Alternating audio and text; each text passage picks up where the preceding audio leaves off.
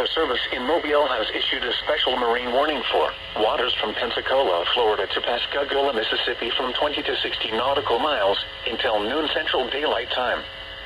At 11:15 a.m. Central Daylight Time, a strong thunderstorm was located 33 nautical miles south of Farewell Buoy, moving west at 10 knots.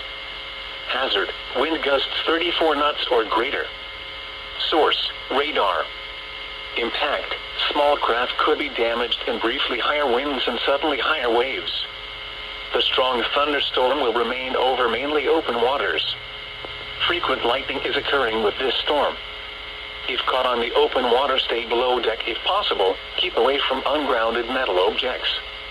Repeating, a special marine warning has been issued until noon Central Daylight Time for the following marine location: waters from Pensacola, Florida to Pascagoula, Mississippi, extending from 20 nautical miles to 60 nautical miles.